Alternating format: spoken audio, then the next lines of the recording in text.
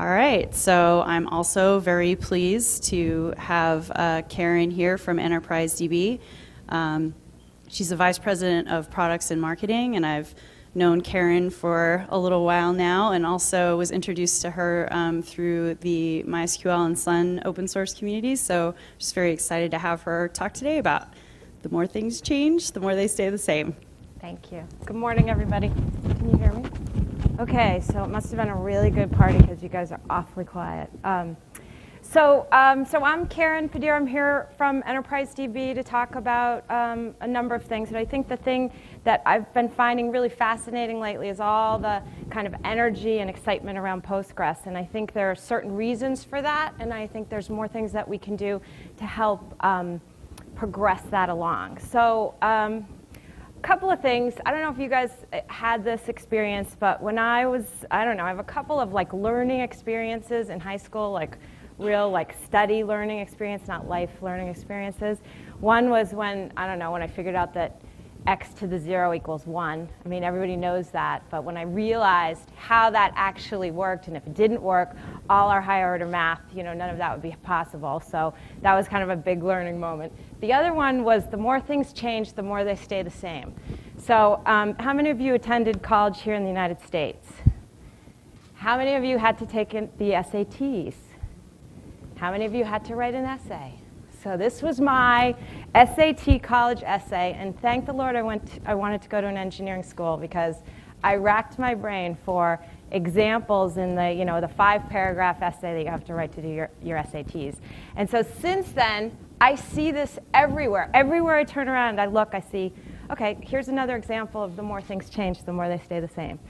So this quote is from John Baptiste. You probably don't know who he is. I had no idea who he was.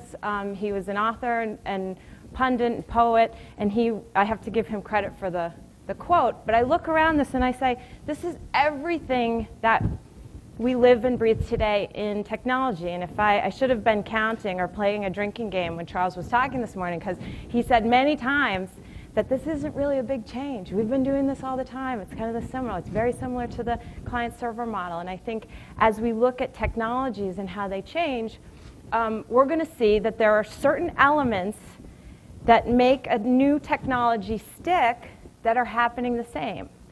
So good thing Dave has his computer and he's doing some work, because the first time I met Dave, we sat in the room, we were having one-on-one, and he said, I hate Java, and I'll try not to hold that against you. I said, okay.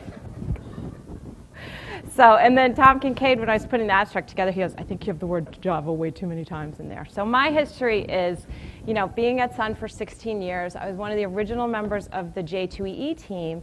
And although we did a lot of great technology work in terms of simplifying things for the developer, we were kind of, you know, drafting off of this other thing that was happening, which was this hatred for Microsoft. And it's interesting that today, I think it was back in May, that, do you guys remember the United States Justice Department sued Microsoft? So they put on the suit and they had all these kind of limitations of things they could do in the last 10 years, and it just expired in 2011, and nobody noticed. And the very interesting thing about that is Microsoft, just this same year, wrote a letter to the Justice Department about, guess who? Anybody? Any idea? Google. Google. And how Google is maintaining this whole dominance in the industry, and how it's bad for consumers and it's bad for everybody else. Another example of, you know, the more things change, the more they stay the same. So the players have changed, but the same age-old problem is there. So Java became really popular because it solved a couple of technical problems and multi-platform support. But the most important thing was there was lots of industry support behind it, right? How many of you here actually use or have ever used Visual Studio? Wow. So I'm actually surprised. That's a lot more than I would have thought in this audience. But this was this premise of it makes it so easy to develop things, and it makes it easy to do things. And I think that's the thing we have to think about as we look at Postgres. I struggled to find the browser mosaic, the image for that. I don't even remember it looking like that. But anyway, I don't know if any of you do. But the browser war was the new platform. The browser became the platform.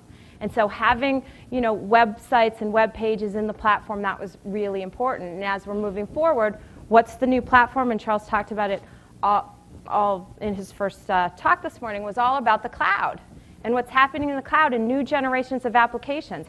When applications started to get written for browsers, that became the new platform for the way people write their applications. And now things are going to shift again as we go into the cloud. So what are the things? And there's, here are some logos. It's not just, Java is my personal example, but then came MySQL. So I was at Sun, and I led the technology due diligence of our acquisition of MySQL, and then the integration into the company. And I eventually took over the group when Martin Mikos decided to leave Sun. And all of the things were very, very similar, right? There was kind of this hatred for Oracle. Open source was the new way to do things, and everybody wanted things open source. And then if you remember, it wasn't even that long ago. I want to say like 3 or 4 years ago, everything had to be open source, right? So there was this whole religion of absolutely everything had to be open source. And what were some of the other folks doing as they were paying attention to this? This is what these logos were doing. Everything has to become open source. But they created, not just an evolution of technology that made it easier for developers and on a new platform in the internet, but it was a revolution. It was people became part of this. It was a religion about open source, and then everybody came up with their new licensing and their own licensing. Then people, looked to that, and there were whole businesses created around interpreting open source licensing and teaching other folks about how to inbound a different technology with open source licensing. But the key thing about really kind of all of these things that make a technology ubiquitous is developers loved it. That's what matters, is that the developers, and you heard Charles talk about it a little bit earlier, the developers want to go into a place that they have everything they need to make it simple for them. I put this slide in here because I wanted to kind of show that, this is a slide from Forrester where they did a survey or published the results from these other surveys that asked a question of what factors influence your decision to join a community. And overwhelmingly, the top 2 things are the expertise of the participants and the quality of the discussion. How many of you think that the PostgreSQL community has these 2 things in spades? I certainly do. Right? There's great quality discussions. And I think the other nice thing, and I'll just go back for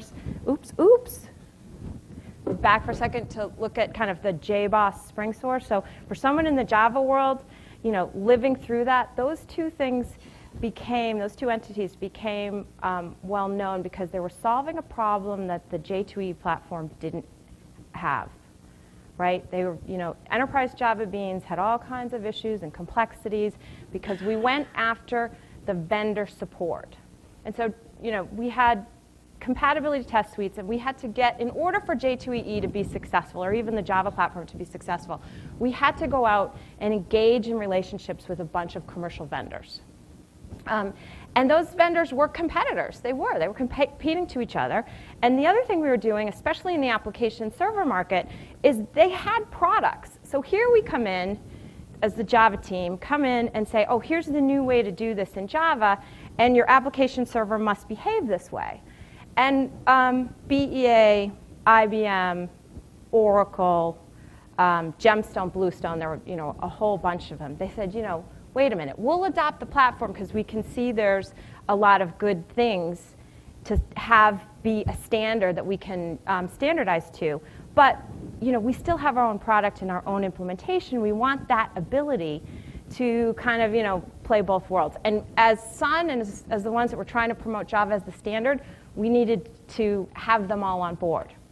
So with Enterprise Java Beans, there were things that weren't right because we were trying to get all these competitors to agree to a particular standard. So what happens? JBoss creates Hibernate, and SpringSource comes about. Solving a problem for developers. So that's, it's something to think about as we think about these technologies and how they evolve, is what problems are they solving? And if we don't solve a particular problem, somebody else will.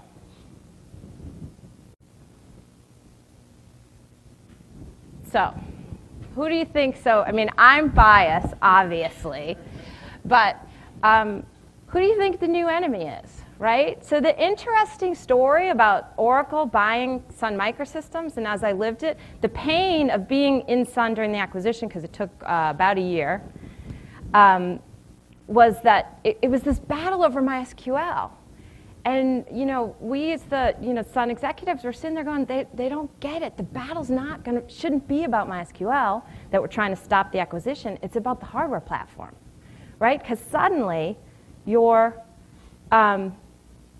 software vendor and your friend to HP, Dell, Fujitsu, name all the hardware vendors, is my enemy, right? Even IBM could partner better with Oracle back then than they can now.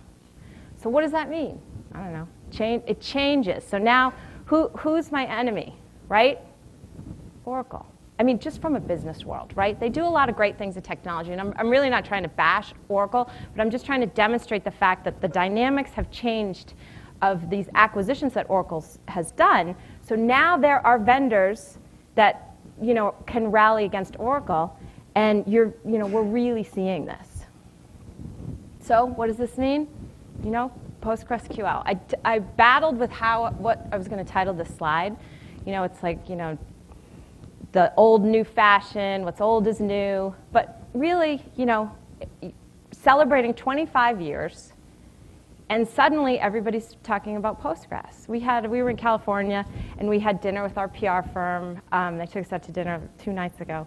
And they said 9.1. They couldn't believe, where's Josh? I don't see him.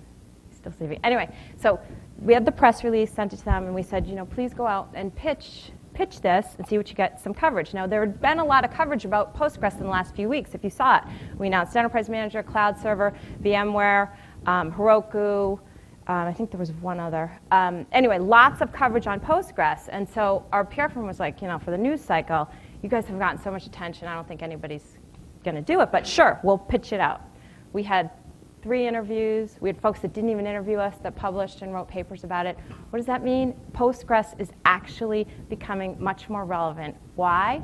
Because you're seeing big industry players get behind this product.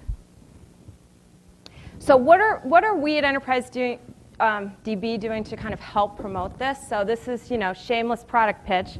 I paid for the privilege. So one of the things we're trying to do is make it easier for more people to be able to adopt Postgres and for people to be able to deploy more Postgres servers. So as we look at kind of our customer base and we see how they have 1s or 2Z servers set up, and if they want to expand their footprint, they need tools. They need things that are going to help them, graphical tools. So we came up with Postgres Enterprise Manager. Dave came up with Postgres Enterprise Manager.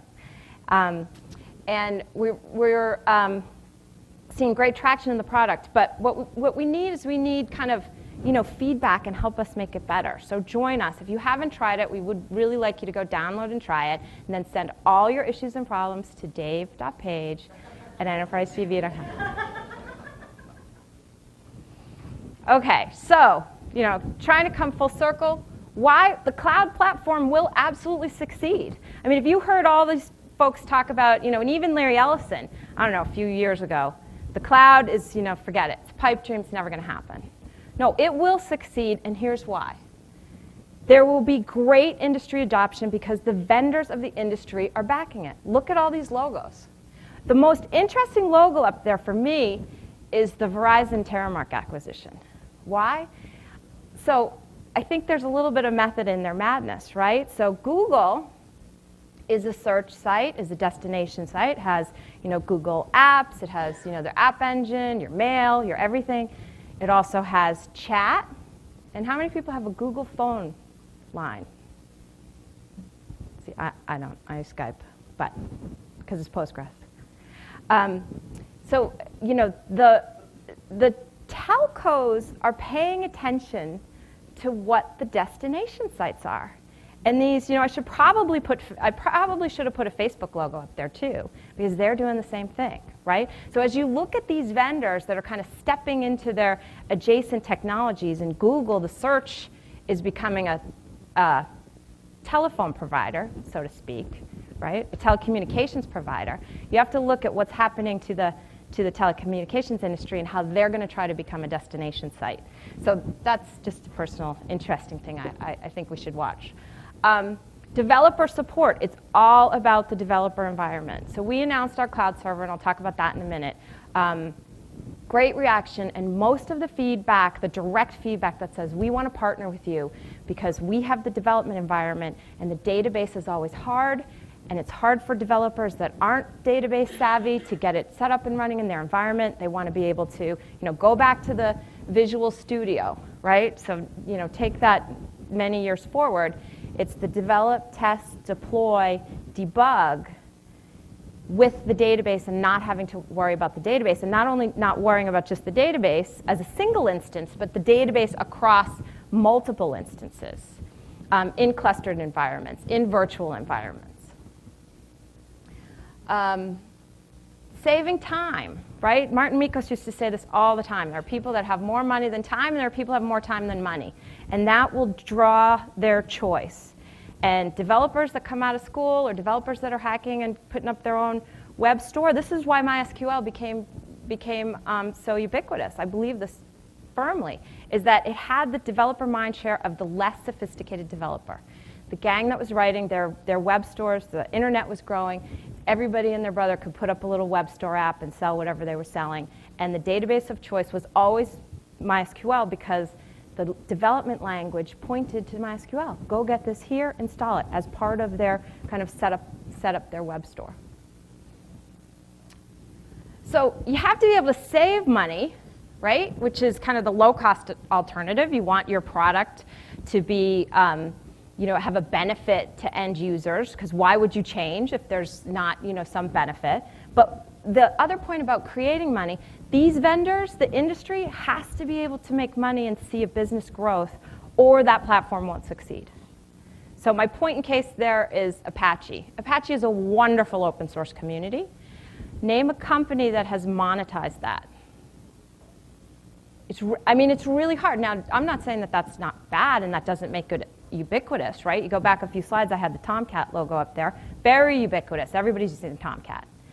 But these open source communities that don't have that vendor support, or I should say it in the positive way, the open source communities with the vendor support will become more ubiquitous, because if there's an opportunity for businesses to grow and end users to benefit and save money, that technology will prevail. CIOs love it. We had a meeting with some folks at HP yesterday, and they said they're talking to their customers, and every single CIO that they talk to has a, you know, this year we're going to the cloud. And it's not this gradual, I'm toying with it, it's I'm going to the cloud. So you need, you know, both the developer love and the, you know, the executive support to make stuff happen. And compatibility. Compatibility is really important. How many of you have been to the Sears Tower? Anybody? I haven't. Would you go up there if there wasn't stress tests and compatibility testing to make sure that that building is actually going to stay standing and that the elevator is actually going to take you to the top? No. So these are one of the things that I think if compatibility is ignored within these platforms, that's going to make a difference of their prevalence in the future. Okay, so shameless product pitch. So we announced Postgres Plus Cloud Server a couple of weeks ago. What is it? It is kind of our version of a hosted database as a service. The beauty of Postgres Cloud Server is that you will have the ability to choose your database, right? So you can say, as you set up your database, you can say, I want PostgreSQL 9.0, I want PostgreSQL 9.1, and then of course, if you have the need for our Postgres Plus Advanced Server, you can have that product as well. So if you're migrating your Oracle apps, we're seeing a huge influx of people who are trying to get off Oracle. And the ability to take your on-premise Oracle database and migrate it to a cloud database with Postgres plus Advanced Server and Oracle compatibility, huge value proposition for folks. You know, and again, as we talked about with the Enterprise Manager, simple, simple, simple. It has to be simple to set up, easy to use, and handle all of the, you know, clustering and failover for us. So this is just kind of a little architecture document. So right now we'll have a nice Postgres plus administrative console, and then you can set up your instances. Running behind the scenes is kind of our cluster manager, which is taking care of all the setting the databases up. It's taking care of the failover. It has the ability to add nodes, subtract nodes. If you're running out of disk space, have the ability to add storage. And then, you know, the big fluffy cloud there, which shows you that we can actually use this. Most of the standard APIs folks are using, we're using RESTful web services to communicate with whatever the cloud provider. So you can actually use this. We have it hosted on Amazon. You can also use it with your private cloud deployments. And the other thing we're doing is creating kind of a bare metal use case, which allows you to take the advantages of the clustering and use that in your on-premise data center. Couple of screenshots. How many of you went to the cloud demo yesterday? Anybody? We'll be happy to show. Dave went, which I heard you actually were very impressed, which is good. If anybody wants to see it again, we're happy to show it to you today. Just come by and talk to us. You have the ability to set what kind of backups you want, how often you want the backups, and then you can recover based on when you took the backup. Here's a beautiful little screenshot of your database is up and running, and then here's the console, and you can see the instances up and running. So this is my last slide to kind of bring it full circle about how things change, the more they stay the same. So I loved this Google one. How many of you guys have seen that? I had not seen it. Anyway, so the players are changing, the battles are happening, and I think that we have an opportunity here for Postgres to really become more prevalent. And so, you know, I kind of encourage you guys to join us. If you would like to work with us on, you know, enhancing Enterprise Manager or working on the cloud server stuff, please feel free to come and talk to us. We're happy to have you. Thank you.